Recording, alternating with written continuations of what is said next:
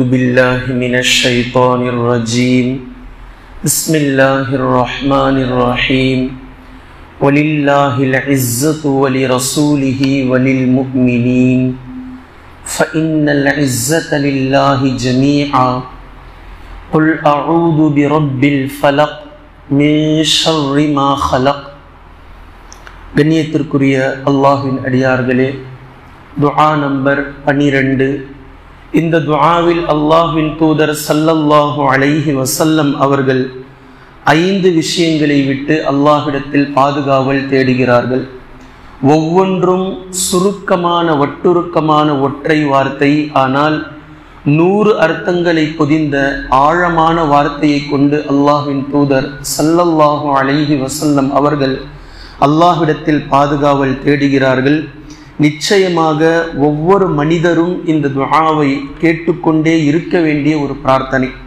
அனஸ் ரலியல்லாஹு அன்ஹு அவர்கள் அறிவிக்கக்கூடிய ஹதீஸில் இந்த துஆவையும் இப்போது நாம் பார்க்க இருக்கின்ற இந்த 12வது துஆவையும் முதலாவதாக ஒரு துஆவை பார்த்தோமே, அல்லாஹும்ம இன்னி அஊது பிக மினல் ஹம்மி வல் ஹஸன் என்று 8 விஷயங்களை விட்டு நபி ஸல்லல்லாஹு அலைஹி வஸல்லம் அவர்கள் தேடிய பாதுகாப்பு. முதல் துஆவையும் இந்த 12வது துஆவையும் நபி ஸல்லல்லாஹு அலைஹி வஸல்லம் அவர்கள் ஒட்டுமொத்தமாக சேர்த்து 13 விஷயங்களை கொண்டு ஒரே நேரத்தில் அல்லாஹ்விடத்தில் பாதுகாவல் தேடுவார்கள். இதை அவ்வப்போது பாதுகாப்பு தேடியவர்களாக நான் பார்த்திருக்கிறேன் என்று அனஸ் பின் மாலிக் ரலியல்லாஹு அன்ஹு அவர்கள் அறிவிக்கக்கூடிய ஹதீஸையும் நாம் பார்க்கிறோம். 5 விஷயங்கள் அல்லாஹ்வின் தூதர் ஸல்லல்லாஹு அலைஹி வஸல்லம் அவர்கள் கேட்பதை பாருங்கள். அல்லாஹும்ம, யா அல்லாஹ், இன்னி, நிச்சயமாக நான், அஊது பிக, உன்னிடத்தில் பாதுகாவல் தேடுகின்றேன், மினல் ஃபக்ரி, வறுமையிலிருந்து நான் பாதுகாவல் தேடுகின்றேன். வறுமை ஒரு மனிதனுக்கு இருப்பதில் மிக கொடிய பசி, அதுதான். நபி ஸல்லல்லாஹு அலைஹி வஸல்லம் அவர்கள் கேட்கக்கூடிய இந்த வறுமைக்கு பின்னால் இருக்கக்கூடிய காரணம் தான் மிக முக்கியமானது. நபி ஸல்லல்லாஹு அலைஹி வஸல்லம் அவர்கள் அல்லாஹ்விடத்தில் என்னை ஏழையாக வாழவை என்று விரும்பி கேட்டிருக்கிறார்கள். பின்னாடி துவா வருது, நான் ஏழையாக வாழணும், நான் ஏழையாகவே வஃபாத் ஆகணும், என்னை நாளை மறுமை நாளையில் ஏழையின் ஜமாத்தில் என்னை எழுப்பு. இது அல்லாஹ்வின் தூதர் ஸல்லல்லாஹு அலைஹி வஸல்லம் அவர்கள் கேட்ட துஆ. ஆனால் இந்த இடத்தில் வறுமையிலிருந்து பாதுகாவல் தேடுகிறார்கள் என்றால் ஏழ்மை நிலை தவறல்ல, ஏழ்மையை தாண்டி இருக்கக்கூடிய வறுமை என்பது ஒரு மனிதருடைய மூளையை சாப்பிட்டு அவரை கவலைக்குள்ளாக ஆக்கி மக்கள் அவரை தூற்றி மக்களிடத்தில் அவர் கையேந்தும் அளவிற்கு, அவருடைய தேவையை மக்களிடத்தில் முறையிடக்கூடிய அளவிற்கு அல்லாஹ்வை மறந்தவராக, அல்லாஹ்வினுடைய கட்டளைகளை மறந்தவராக, அல்லாஹ்வினுடைய சட்டதிட்டங்களை புறக்கணித்து மறந்து வாழக்கூடிய நிலையில் இந்த வறுமை பல நபர்களை கொண்டு சென்றிருக்கிறது இந்த உலகத்தில். அப்படிப்பட்ட நிலைக்கு என்னை கொண்டுட்டு போயிடாது. இப்போ ஏற்கனவே வறுமைக்கு நம்ம விளக்கம் பார்த்துட்டோம் ஆல்ரெடி ஒரு துவால. அதனால வறுமை என்பது மிக கொடிய ஒரு நோய். இதிலிருந்து அல்லாஹ்விடத்தில் அல்லாஹ்வின் தூதர் ஸல்லல்லாஹு அலைஹி வஸல்லம் அவர்கள் பாதுகாவல் தேடுகிறார்கள். ஏனென்றால் வறுமையினால் பாவம் செய்ய நேரிடலாம், வறுமையினால் அல்லாஹ்வை மறக்க நேரிடலாம், வறுமையினால் மூளை குழம்ப நேரிடலாம், வறுமையினால் எந்நேரமும் கவலையில் ஆழ்ந்து அல்லாஹ்வினுடைய சட்டதிட்டங்களை மறக்க நேரிடலாம். இதனால் இந்த வறுமையை விட்டு என்னை பாதுகாப்பு கொடுத்தது. 2வது நபி ஸல்லல்லாஹு அலைஹி வஸல்லம் அவர்கள் சொல்லக்கூடிய வார்த்தை வல் கில்லதி, குறைவிலிருந்து என்னை பாதுகாத்து விடு. எல்லா விதமான குறைவு, என்னுடைய பணம் இருக்குது அப்படின்னா நேத்தே நம்ம பார்த்தோம், எவ்வளவு நீ கொடுக்குறியோ அதை கொண்டு திருப்தி கொள்ளக்கூடிய இதயத்தை எனக்கு கொடு. இது கம்மியா இருக்குன்னு நான் நினைக்க கூடாது, அப்படிப்பட்ட ஒரு எண்ணமே எனக்கு இருக்கக்கூடாது. எதை நீ எனக்கு தருகிறாயோ அது குறைவாக இருக்கக்கூடாது, அதுதான் எனக்கு நிறைவு.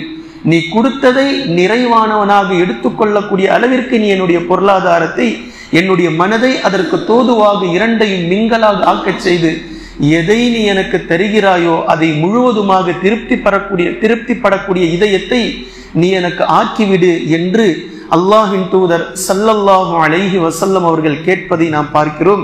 இதே நேரத்தில் இது பணத்தை மாத்திரம் குறிக்கவில்லை. வல் கில்லதி என்ற இந்த குறைவு பண விஷயத்தை மாத்திரம் குறிக்கவில்லை. என்னுடைய அறிவிலும் நீ குறைவை ஏற்படுத்திடாதே, என்னுடைய உடல் ஆரோக்கியத்திலும் நீ குறைவை ஏற்படுத்தி விடாதே, நான் ஏதாவது ஒரு வேலை செய்யறேன், அந்த வேலை செஞ்சு முடிச்சதுக்கு பின்னாடி ஏங்க இது சரியில்லைங்க, இது இப்படி செய்யணும், யாராவது அந்த குறைய சொல்லுவாங்களே, ஆக்கிறாது. நான் எதை இந்த உலகத்தில் வாழும் காலமெல்லாம் என் மூலமாக நடக்கக்கூடிய எல்லா விஷயத்திலும் என்னை நீ நிறைவாக ஆக்கிவை, குறைவாக என்னை ஆக்கிவிடாது.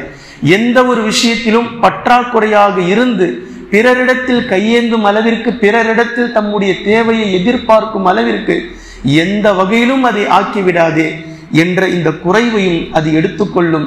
எல்லா விதத்தில் இருக்கக்கூடிய குறைகளை விட்டும் நான் உன்னிடத்தில் பாதுகாவல் தேடுகின்றேன்.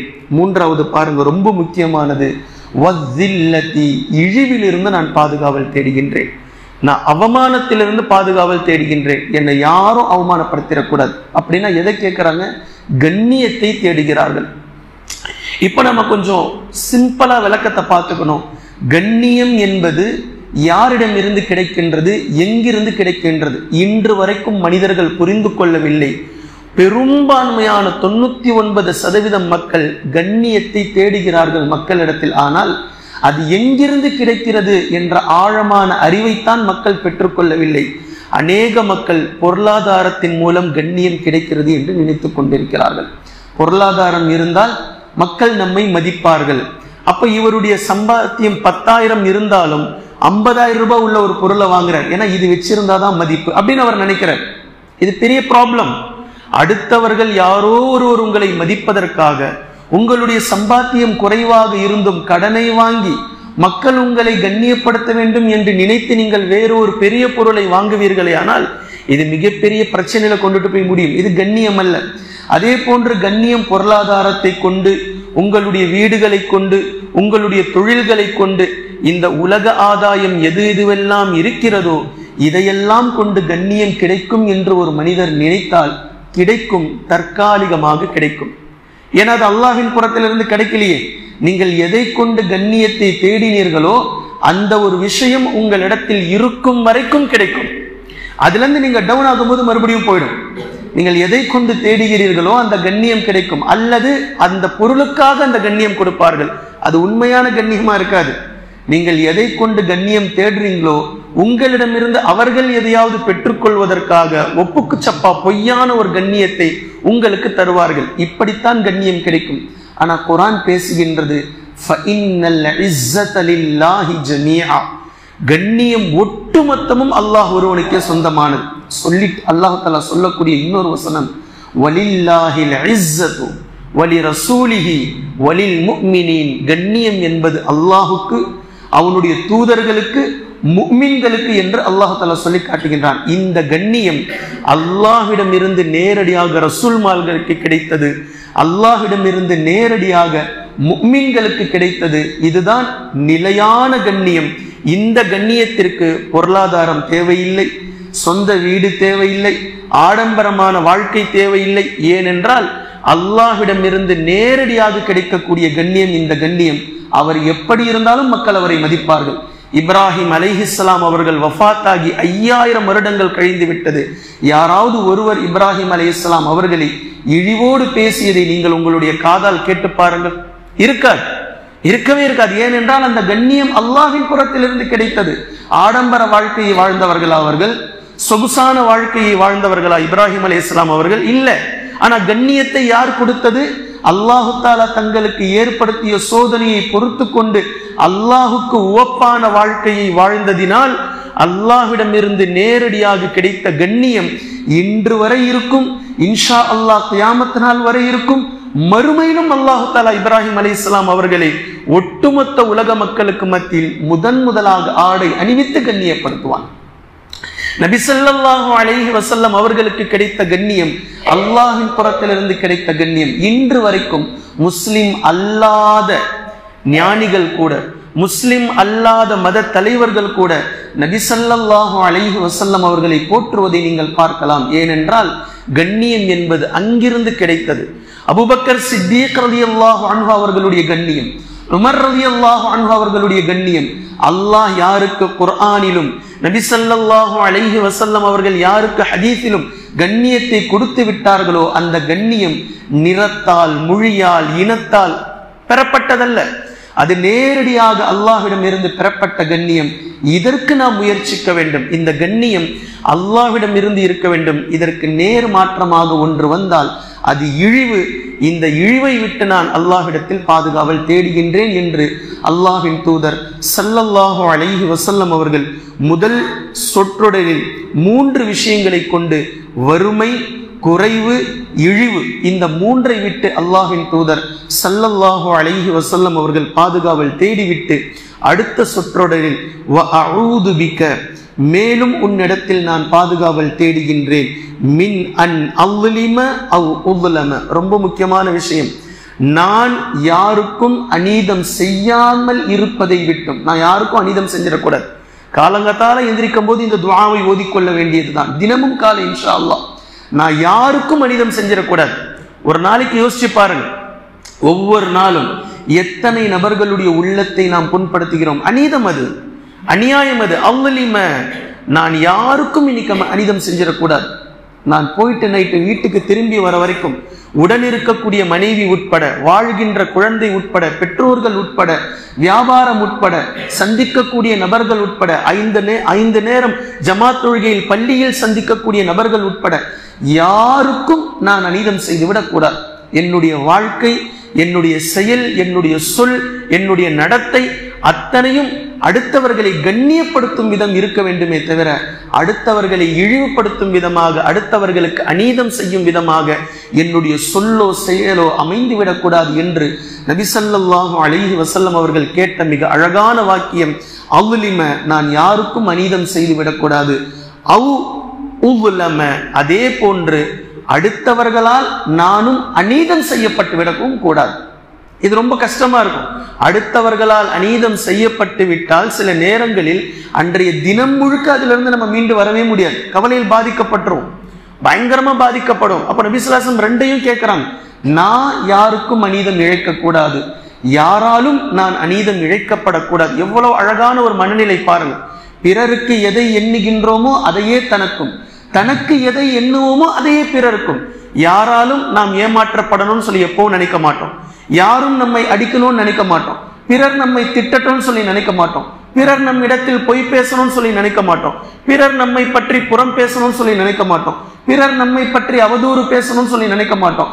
அடுத்தவர்களுடைய விஷயத்தில் நாம் கண்ணியமானவனாக இருக்க வேண்டும் என்று எப்படி நினைப்போமோ இதை அப்படியே அடுத்தவங்க கிட்ட நீங்க ஃபாலோ பண்ணுங்க. பிறரை பத்தி நீங்க பொய் பேசாதீங்க, நீங்க புறம் பேசாதீங்க, நீங்க அவதூறு பேசாதீங்க, நீங்க புரணி பேசாதீங்க, நீங்க அடுத்தவர்களுடைய விஷயத்தில் பொய் பேசாதீங்க. A to Z நீங்கள் எப்படி மக்கள் உங்களை நடத்த வேண்டும் என்று விரும்புவீர்களோ இதே போன்று மக்களை நீங்கள் நடத்துங்கள். அல்லாஹ் தஆலா அதே கண்ணியத்தை உங்களுக்கு திருப்பி கொடுத்துருவான்.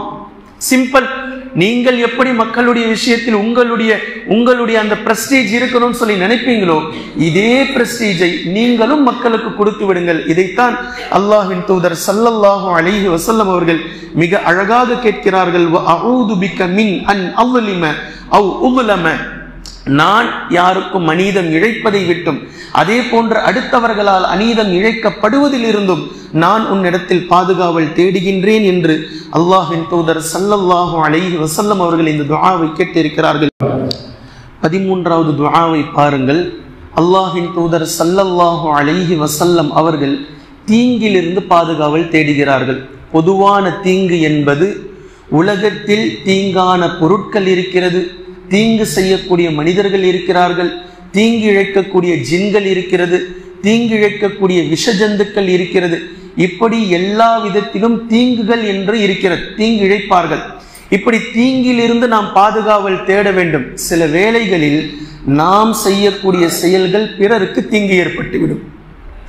நாம் செய்யக்கூடிய செயல்பாடுகள் பிறருக்கு தீங்கு இழைத்துவிடும். இப்ப நபி ஸல்லல்லாஹு அலைஹி வஸல்லம் அவர்கள் இதை கேட்கிறார்கள். நான் எந்த செயலை செஞ்சு அது தீங்கா உன்னுடைய பட்டியல்ல இருக்குதோ இந்த மாதிரி விஷயத்துல இருந்து நான் பாதுகாவல் தேடுகிறேன். இதே போன்று இனி நான் செய்ய போகின்ற செயல்பாடுகளில் எது தீங்காக அமைந்து விடுமோ அதிலிருந்தும் நான் பாதுகாவல் தேடுகின்றேன். அப்படி என்றால் நான் செய்யக்கூடிய செயல் யாருக்கும் எதற்கும் எந்த ஒரு உயிரினத்துக்கும் எந்த ஒரு மனிதருக்கும் ஒரு மரத்துக்கும் எதுக்குமே தீங்கா இருந்துடக்கூடாது. அது நன்மையா இருக்கணும். நான் செய்யக்கூடிய செயல்கள் நன்மையின் அடிப்படையில் நீ அமைத்துக் கொடு, தீங்கு இழைக்கக்கூடிய அடிப்படையில் நீ அமைத்து விடாதே என்று அல்லாஹ்வின் தூதர் ஸல்லல்லாஹு அலைஹி வஸல்லம் அவர்கள் கேட்கக்கூடிய இந்த துஆ குர்ஆனில் இருக்கக்கூடிய கடைசி 2 சூறாக்களை நீங்கள் பார்க்கலாம். அல்லாஹு தஆலா தீங்கிலிருந்து பாதுகாவல் தேடக்கூடிய அடிப்படையில் அந்த சூரா இருப்பதை நீங்கள் பார்க்கலாம். குல் அஊது பிரப்பில் ஃபலக் மின் ஷர்ரி மா ஹலக், நீ தீங்காக படைத்திருக்கக்கூடிய அத்தனை தீங்கிலிருந்தும் நான் உன்னிடத்தில் பாதுகாவல் தேடுகின்றேன் என்று அல்லாஹு தஆலா நமக்கு கற்றுத்தரக்கூடிய வாக்கியத்தை பார்க்கலாம். இதே போன்றுதான் இந்த இடத்தில் அல்லாஹ்வின் தூதர் ஸல்லல்லாஹு அலைஹி வஸல்லம் அவர்கள் சொல்லக்கூடிய இந்த வாக்கியம் நபி ஸல்லல்லாஹு அலைஹி வஸல்லம் அவர்களுடைய உச்சகட்டமான பணிவையும் காட்டுகின்றது. நாம் செய்யக்கூடிய செயல்பாடுகள் எப்போதுமே நன்மையாக இருக்கும் என்று சொல்லிவிட முடியாது. ஒரு சாராருக்கு நன்மையாகவும் ஒரே ஒரு மனிதருக்கு தீங்காகவும் இருக்கலாம், நமக்கு தெரியாது. இப்ப நபி ஸல்லல்லாஹு அலைஹி வஸல்லம் அவர்கள் அதை விட்டும் பாதுகாவல் தேடுறாங்க, அதிலிருந்தும் பாதுகாவல் தேடுறாங்க.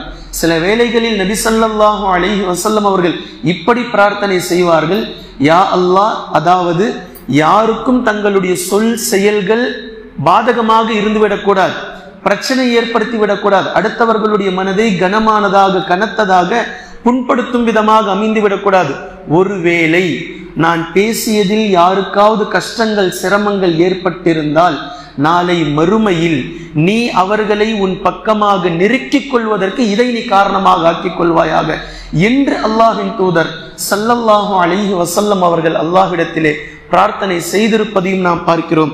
இப்போ இந்த இடத்தில் நான் செய்த செயலில் இருந்து இருக்கக்கூடிய தீங்கிலிருந்து நான் பாதுகாவல் தேடுறேன். நான் செய்யக்கூடிய செயல் ஏதாவது தீங்கா இருந்தா அதுல இருந்து என்ன பாதுகாத்துற, அப்படி இருக்கக்கூடாது. இப்போ செய்துவிட்ட செயல் இனி செய்ய போகும் செயல் கியாமத்தினா, அதாவது மௌத்து வரைக்கும் நாம் சில செயல்களை செய்வோம், அன்றாடம் செய்வோம். ஆனால் எதுவாக இருந்தாலும் தீங்கு இருக்கக்கூடாது. அதை விட்டு நபி ஸல்லல்லாஹு அலைஹி வஸல்லம் அவர்கள் சொல்றாங்க, அல்லாஹும்ம யா அல்லாஹ், இன்னி நிச்சயமாக நான் அஊது பிக உன்னிடத்தில் பாதுகாவல் தேடுகின்றேன், மின் ஷர்ரி மா அமில்து, நான் செய்துவிட்ட காரியங்களில் எது தீங்காக அமைந்து விட்டதோ அல்லது யாரோ ஒருவருக்கு தீங்காக அமைந்து விட்டதோ அந்த தீங்கிலிருந்து நான் பாதுகாவல் தேடுகிறேன். அல்லது நான் செஞ்ச செயல் முக்காவாசி கரெக்டு கால்வாசி தப்பு, அல்லது கால்வாசி சரி முக்காவாசி தப்பு, எப்படி இருந்தாலும் அந்த செயல்பாடுகள் அடுத்தவர்களுக்கு தீங்காக சென்று சேருதுனா அதிலிருந்து பாதுகாப்பு தேடுறேன், அப்படி ஆக்காது. அதே போன்று ஒமின் ஷர்ரி மாலம் அமல், இனி செய்ய இருக்க போகின்ற செயல்கள் எதுவாக இருந்தாலும் அதில் நன்மையை அதிகப்படுத்து, நன்மையானதை கொண்டு வந்து சேரு, அதிலிருந்தும் இருக்கக்கூடிய தீங்கிலிருந்து நான் உன்னிடத்தில் பாதுகாவல் தேடுகின்றேன் என்று அல்லாஹ்வின் தூதர் ஸல்லல்லாஹு அலைஹி வஸல்லம் அவர்கள் இந்த 13வது துஆவில் ஒரே விஷயத்தில் 2 விதமாக அதை முறைப்படுத்தி பாதுகாவலை தேடி இருக்கிறார்கள். குர்ஆனையும் ஹதீஸையும் தெளிவாக விளங்கக்கூடிய நன்மக்களாகவும் அதை நடைமுறைப்படுத்தக்கூடிய மக்களாகவும் அல்லாஹ் நம்மை ஆக்குவானாக.